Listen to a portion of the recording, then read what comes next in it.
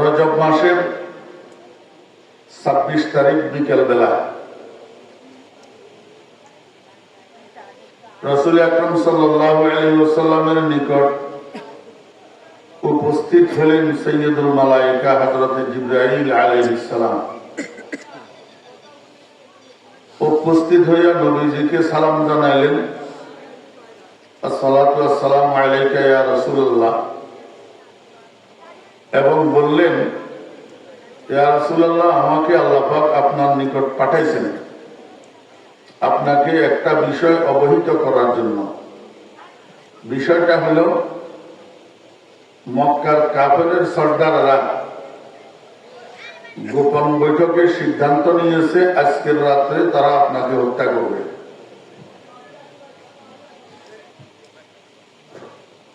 এই জন্য আল্লাহ পাকের হুকুম, আজকের রাতটা আপনি আপনার নিজের ঘরে নিজের বিছানায় যাপন না করে একটু অন্যত্র রাত্রি যাপন করবেন, স্থান পরিবর্তন করবেন। এই বলে জিবরাইল আলাইহিস সালাম চলে গেছেন। সামনের দিকে আর কি ঘটতে পারে এই বিষয় রাসূল আকরাম সাল্লাল্লাহু আলাইহি ওয়াসাল্লামকে কিছু বলেন নাই। আল্লাহ পাকের সিদ্ধান্ত হইল, হে কাফেরের বাচ্চারা, তোমরা সিদ্ধান্ত নিয়েছো আমার বন্ধুকে আজকের রাত্রে তোমরা নিচের দিকে নামাইবা। নিচের দিকে মানে কবরে। তোমরা আমার বন্ধুকে নিচের দিকে নামাইবা, আর আমি রব্বুল আলামিন আজকের রাত্রেই আমার বন্ধুকে উপরের দিকে উঠাবো।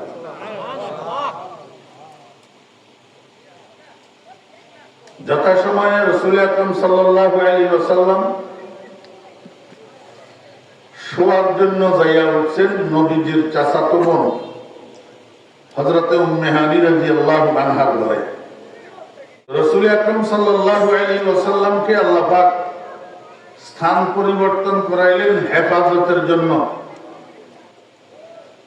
কিন্তু নবীজির ঘর মসজিদে হারাম থেকে বা খানায়ে কাবা থেকে একটু দূরে।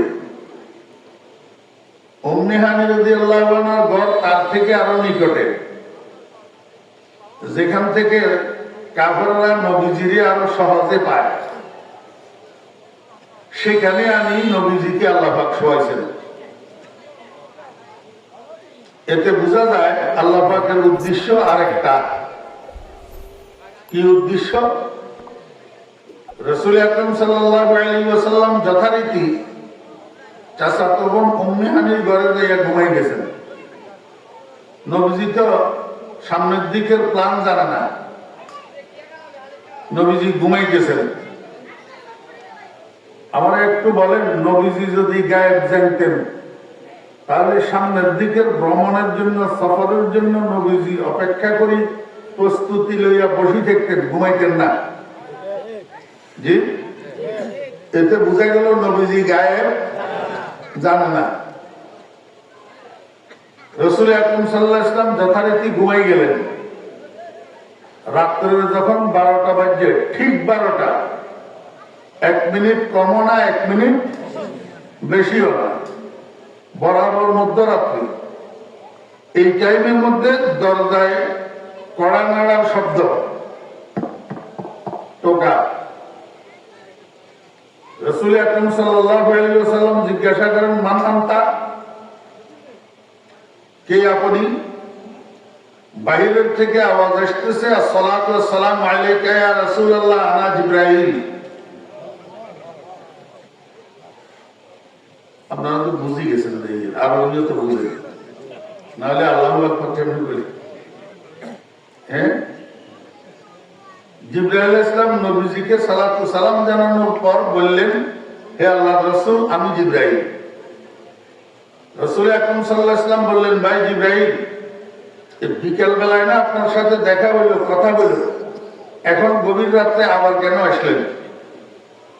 জিবরাইল আলাইহিস সালাম বলেন, ইয়া রাসূলুল্লাহ, আপনাকে একটু কষ্ট করে শোয়ার থেকে উঠে একটু বাহিরে আসতে হবে।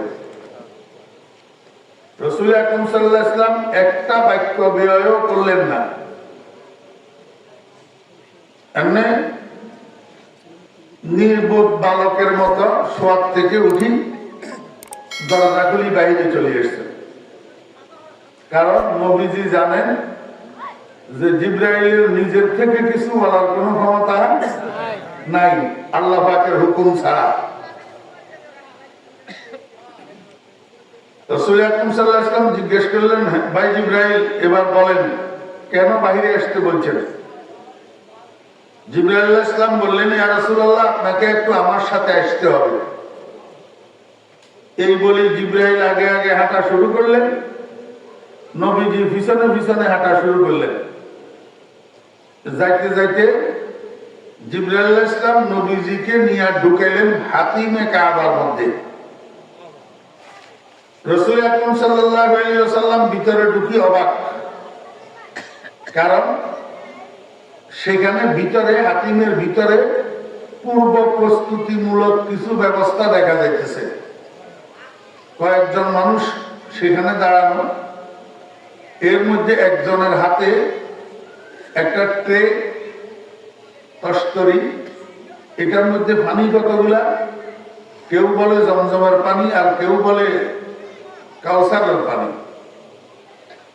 আরেক পাশে একটা জন্তু দাঁড়ানো, জন্তু। এই জন্তুটা ঘোড়ার থেকে একটু নিচু, গাধার থেকে একটু উঁচু, রং দবদবে দুধের মতো সাদা। এই উপরের সাইড, মাথার দিক মানুষের মতো চেহারা, আর নিচের সাইড চতুষ্পদের মতো সাইড ঠেং। এই জন্তুটা দাঁড়ানো। রাসূল আকরাম সাল্লাল্লাহু আলাইহি ওয়াসাল্লাম জিবরাইলকে জিজ্ঞেস করেন, ভাই জিবরাইল, এটা কিসের প্রস্তুতি, আমাকে এখানে কেন নিয়ে আসছেন? জিবরাইল আলাইহিস সালাম বলেন, ইয়া রাসূলুল্লাহ, আপনাকে একটু কষ্ট করে চিত হইয়া শুইয়া যাইতে হবে। কি হইয়া? চিত হইয়া। রাসূল আকরাম সাল্লাল্লাহু আলাইহি ওয়াসাল্লাম বাদ্য বালকের মতো জিবরাইলের হুকুম তামিল করতেছে, চিত হইয়া শুইয়া গেলেন। জিবরাইল রাসূল আকরাম সাল্লাল্লাহু আলাইহি ওয়াসাল্লামের গলার শুরু থেকে নাভি পর্যন্ত এই শাহাদাত আঙ্গুল দিয়া একটা আঁক টানলেন, রেখা টানলেন। নবীজির সিনার উপরে আঙ্গুলটা এইভাবে টান দিয়েছেন। অপারেশন করে যে সার্জন ডাক্তাররা ছুরি দিয়া কাটলে যেরকম ওপেন হার্ট সার্জারির জন্য সিনার দুই পাশ আলাদা হয়ে যায়, রাসূল আকরাম সাল্লাল্লাহু আলাইহি ওয়াসাল্লামের সিনা মোবারকের উপরে জিবরাইলের শাহাদাত আঙ্গুলের টানে নবীজির সিনা মোবারক কাটি দুইবার দিয়ে গেছে। এটাকে আরবিতে শক্তে সদর বলে, শক্তে সদর, সিনা কো ফাড়না। জিবরাইল হুজুর পাক সাল্লাল্লাহু আলাইহি ওয়াসাল্লামের সিনা মোবারকের বাম পাশে হাত ঢুকে দিয়েছে। হাত ঢুকে দিয়ে নবীজির হাতটাকে বাহির করে নিয়ে আসছে। হাত কি? নবীজির হাতটাকে বাহির করে আনি জিবরাইল ওই পানি ভর্তি তস্তরি এটার মধ্যে রাখছে। রাখি নিজের হাতে কসলাইয়া রাসূল আকরাম সাল্লাল্লাহু আলাইহি ওয়াসাল্লামের হাত মুবারকটাকে ধুইছে বালা করে। কি করছে? ধুইছে। ধুইয়া আবার জিবরাইল ওই রাসূল আকরাম সাল্লাল্লাহু আলাইহি ওয়াসাল্লামের সিনার বাম পাশে হাত ঢুকাই নবীজির হাতটাকে যথাস্থানে রিপ্লেস করে দিয়েছে, আবার বসাই দিয়েছে। বসাই নবীজির সিনার দুই দিকে জিবরাইল হাত দিয়া এভাবে একটা ছাপ মারছে। এই ছাপের সাথে রাসূল আকরাম সাল্লাল্লাহু আলাইহি ওয়াসাল্লামের সিনা মোবারকের দুই পাশ আবার একটার সাথে একটা জোড়া লাগিয়ে দিয়েছে। এই হলো কসমেটিক সার্জারির ইতিহাস। এই কসমেটিক সার্জারি যে আধুনিক স্বাস্থ্য বিজ্ঞান আবিষ্কার করছে, রাসূল আকরাম সাল্লাল্লাহু আলাইহি ওয়াসাল্লামের শক্তে সদরকে গবেষণা করে। জিবরাইল বলেন, ইয়া রাসূলুল্লাহ, এখন আপনি সম্পূর্ণ সুস্থ, এবার আপনি একটু উঠি দাঁড়ান।